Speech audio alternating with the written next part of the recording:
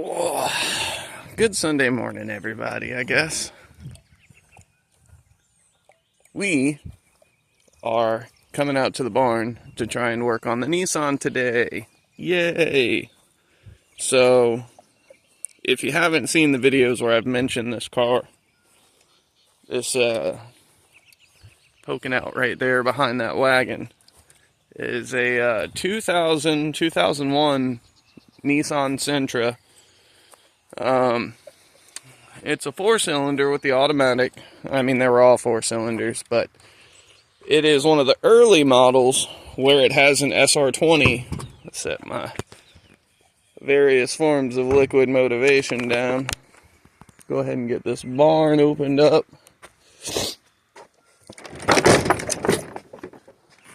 Oh yeah.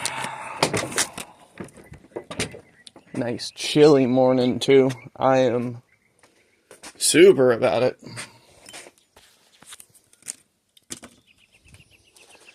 Alright, well, the plate's pretty clear. I'm not too terribly worried about it.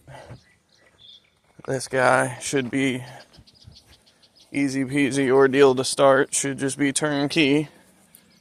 They put a new battery in it, and I think this thing runs pretty damn good. Ugh. Now, here's the fun thing. I'm going to show you the odometer. Alright. Oh, no, I'm going to drop you into the odometer. Okay, so, you'll see it's not on. Now it's on. 238, 527. I'll roll this here window down. Listen to this thing start. Valve train rattle, but fires right on up. Come on, man. That's pretty cool, right?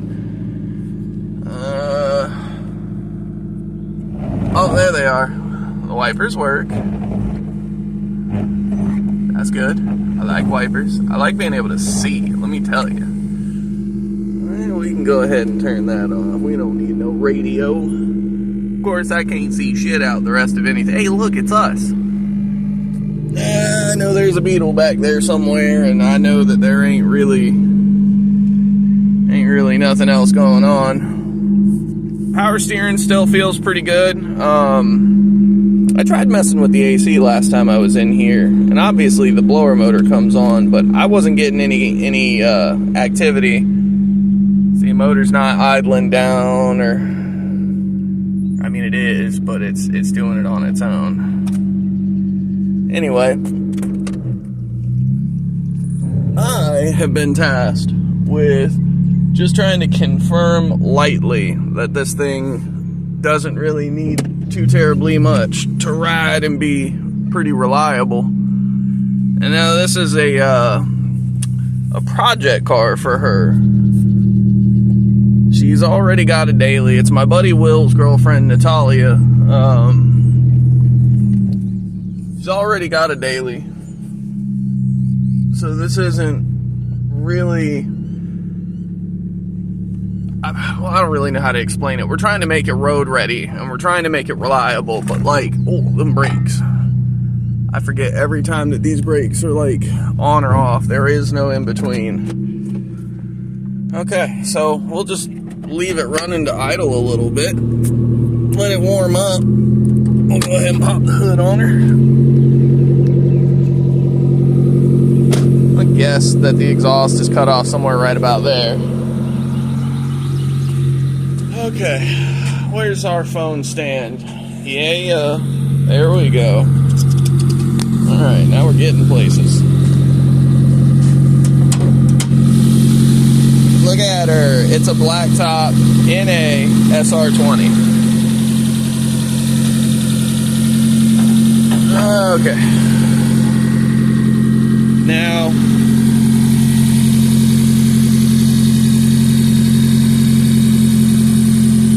I don't immediately see or hear anything terribly out of place. Nice fresh battery, like seeing that. This goofy shit though, we're gonna have to get rid of that. That's garbage. We don't sorry, Natalia. I don't really care for you. I would have rather you kept the damn fog light. It would have been way cooler to have had fog lights that I could have polished up and made nice. It does sound pretty good. Now, I'm not sure what the valve adjustment tolerances on this thing are. So, I do see an absolute metric boatload of RTV on the valve cover gasket. And that's always super fun to find. But I mean, I'm really just waiting for it to idle in and cycle, maybe get through the fans one good time, and then we'll shut it back down.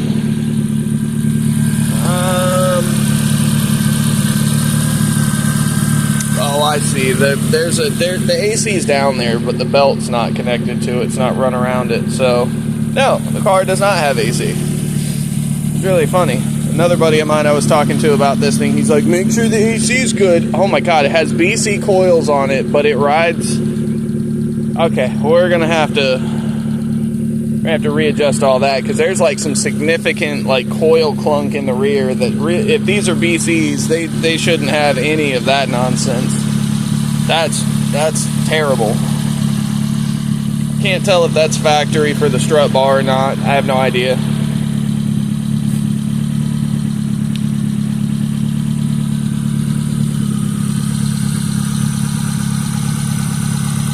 I mean, it is a bit oily. I can see where it's been leaking some oil over time, but like none of this has been leaking, so like maybe that's holding fine now, and they just, whoever did the work maybe didn't get it clean enough.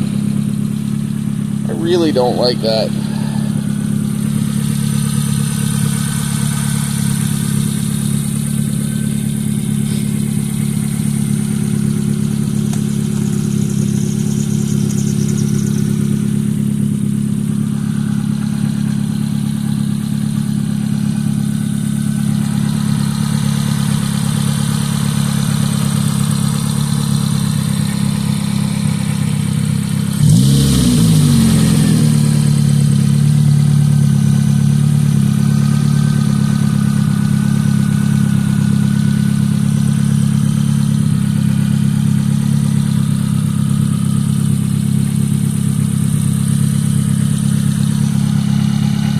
Motor mounts are a bit crusty. I know she had mentioned those to me. I guess while we're letting this thing idle around, where's the trunk button? There's the trunk button. All right.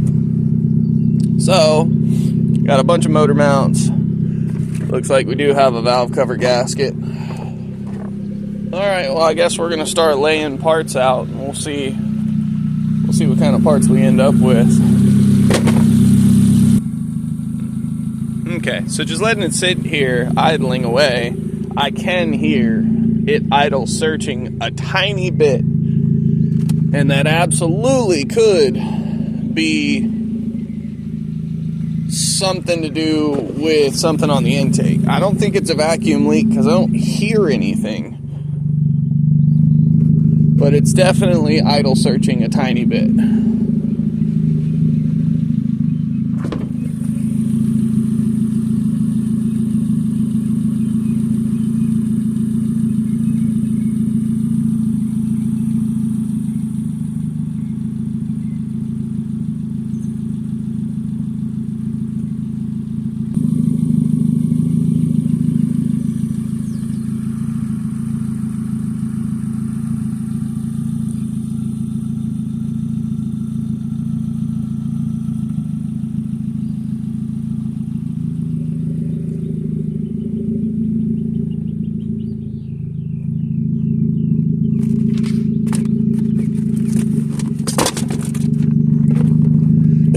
Excuse me.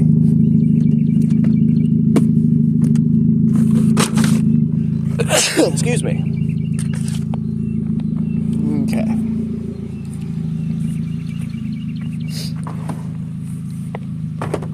So it looks like we're going to have some motor mount videos. We're going to have a valve cover gasket video. We're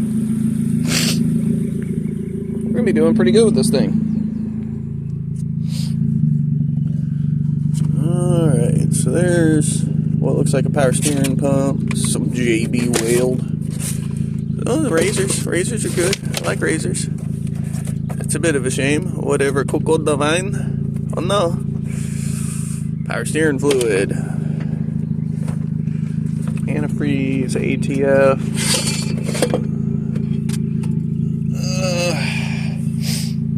I mean, I guess that's technically a better option for the front. It's a valve cover gasket. Alright.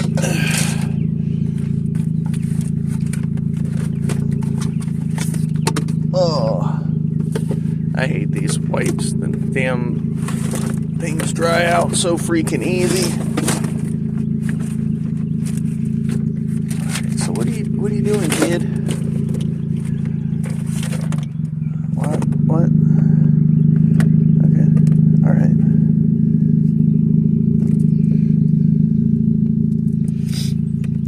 So that looks like it could have been a valve cover gasket for this thing. Okay, alright, well, I don't know. Big can of AC Pro to go. Alright, so immediately I see motor mounts and a valve cover gasket. We'll bring this over to the table.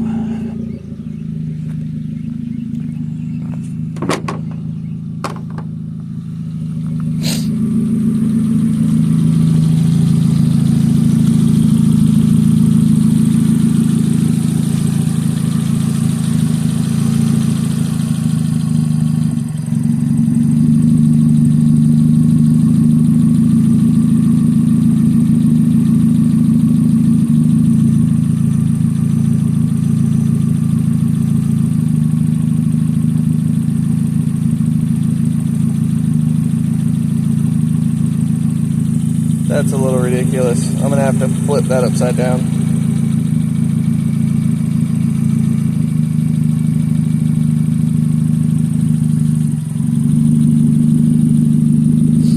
It's hard to say what's pulling this thing down because Japanimation cars have all these crazy extra sensors all over the place that Volkswagens don't have.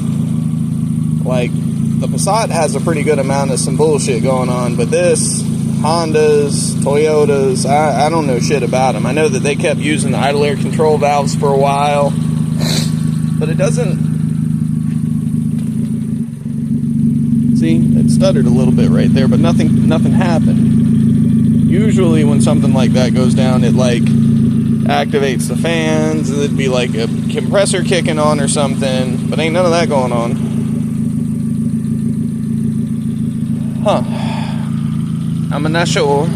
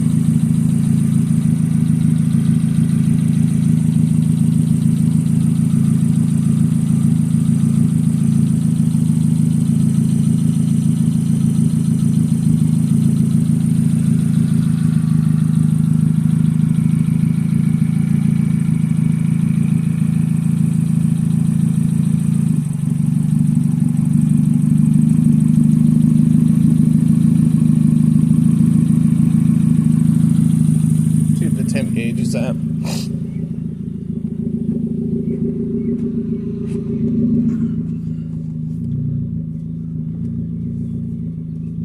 I mean, we're right in the middle, so it's not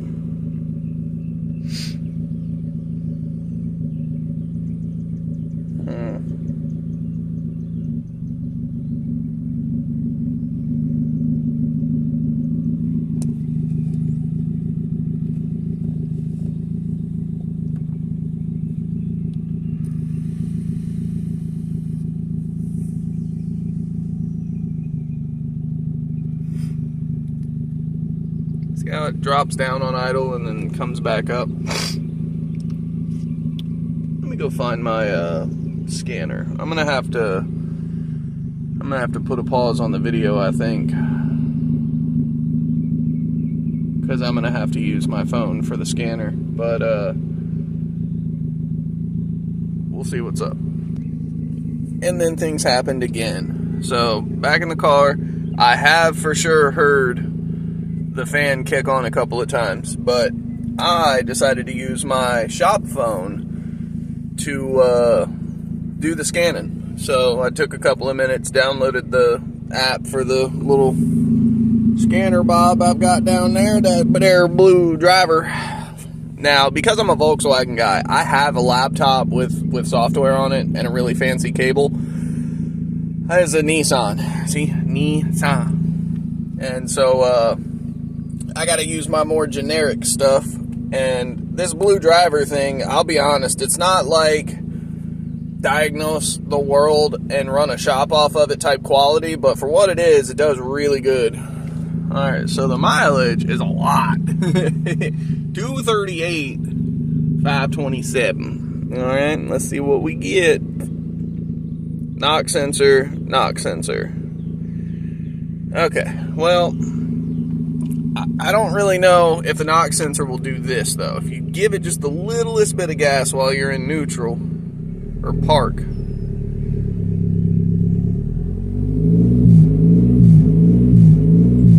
I'm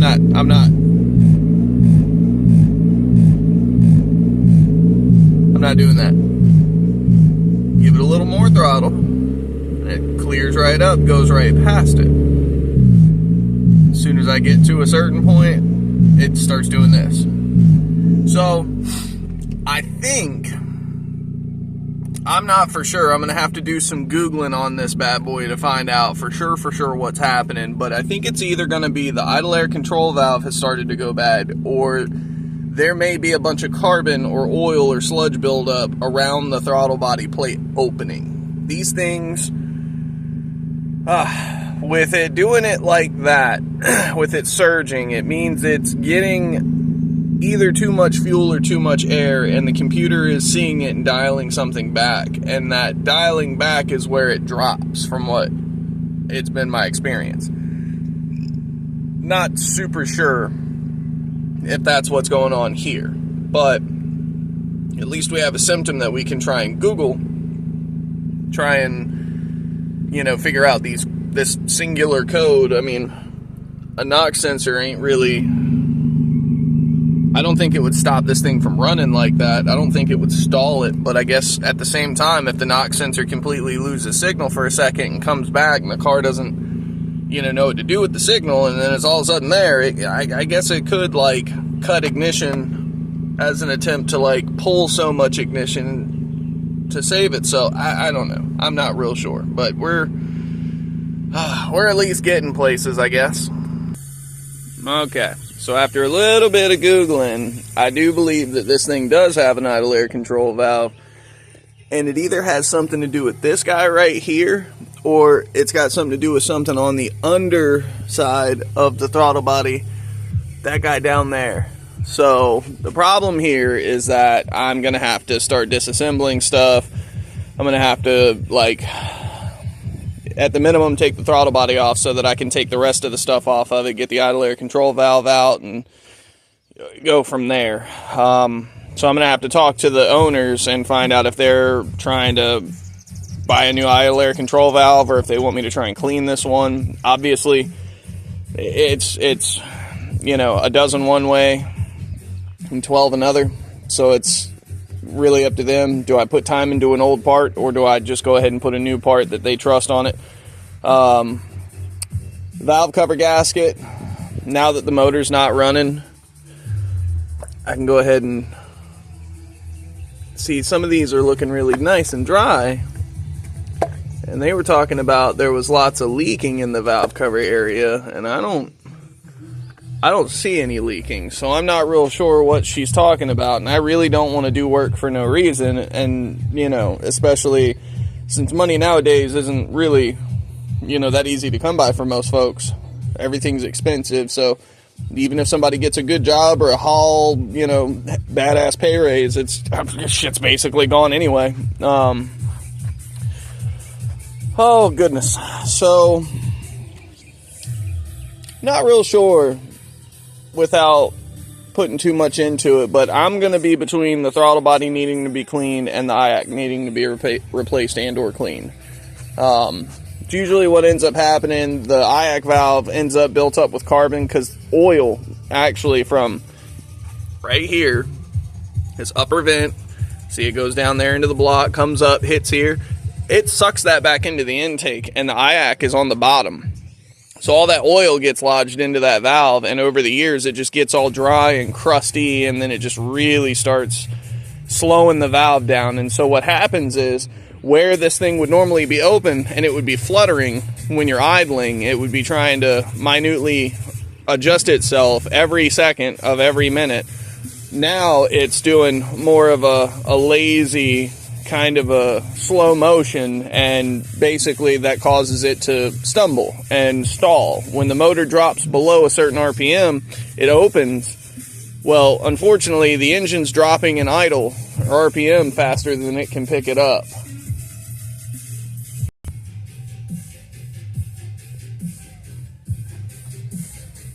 Alright, so after thinking about it, unfortunately, I think this is going to end up being another short upload, because I haven't jacked the car up just yet, so I'm not real sure why the brakes are so touchy. I'm not real sure where the exhaust ends, but I'm at the point now where I kind of want to hit this thing with the pressure washer under the hood and everything and give it a good top to bottom. There's a lot of this that it'll just be easier if it's cleaner, and getting all this pollen and getting all this tape blasted off and all that good stuff. While I've got the pressure washer out, I can go ahead and pressure wash the minivan as well. I can go ahead and do some cleaning work. I might do some pressure washing videos. I'm not really too keen on it. It's a lot of noise, and I don't really know how to edit and put music into stuff, and so I'm not really trying to go out of my way to post a completely silent video of me pressure washing for 3.5 hours straight. But I think that's going to be what we do. I'm gonna line up the vehicles. I'm gonna get them out in the open, probably boom, boom, boom, and then I think it's gonna be the van. I think it's going to be the Jetta wagon, the van, and then it's going to be the Sentra for the first lineup of cars that get pressure washed today. I need to check the oil in that thing as well, make sure it's good and stocked up. I need to make sure that I've got plenty of oil in the pump. But basically, if I can get some of this stuff pressure washed down real good, and I actually think I might wait on the van. I'm not sure. I might do a video on trying to detail the van, because I really want to get into the detailing thing, and my buffing pad should actually be in on Monday, which tomorrow. So we're hopeful for that, because that thing's going to get a whole top to bottom. And since the Passat, that's something. The Passat. Yesterday, day before Mother's Day, on Saturday, the Passat decided to blow another heater core line, and I'm not sure if I didn't click it on tight enough, or maybe if the casting for the cast aluminum cooling flange that they sent me, maybe that is kind of roughed up and it makes it easy for the hose to pop loose. I'm not sure. I'm really not. But I know it broke down on us, and that was aggravating. So I'm starting to lean more and more away from the Passat wagon as a daily. I'm starting to get over towards the van, especially since most everything's fixed on it and there's not much stopping it from passing inspection.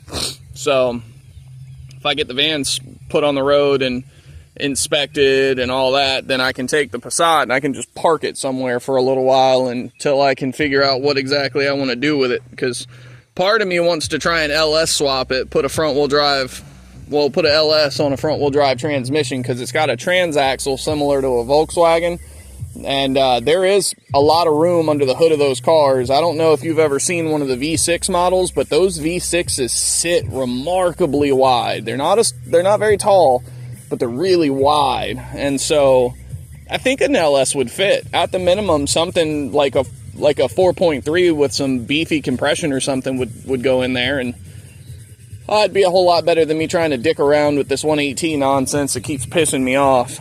All my buddies up here, y'all are all into Chevrolets and LS's and shit, right? So let's go. But I guess this video is just a slight diagnostic. You know, we figured out that our starting point is going to be with the parts they provided, but because the valve cover doesn't seem to be leaking, I'm going to skip that. We're going to look at motor mounts for the next video. Especially now that I let it get nice and warm, trying to figure out what the idle issue was. But we'll be able to hopefully get to these motor mounts pretty easy.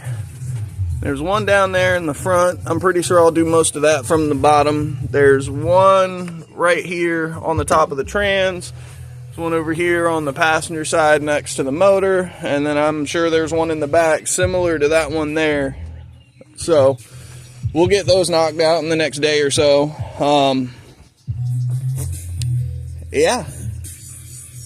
Yeah, let's hammer down, right? All right, guys. Well, if you guys had fun diagnosing this, had fun looking at my phone screen for half a second, and then had fun watching me walk around talk about nothing, then feel free to like, comment, and subscribe. I'd like to hear what you want to see. I'd like to hear what you thought about what you saw. You know, everybody else, all my buddies, I'll see you guys on y'all's videos here in a little while. Y'all be good. Thanks again. Love you. Bye.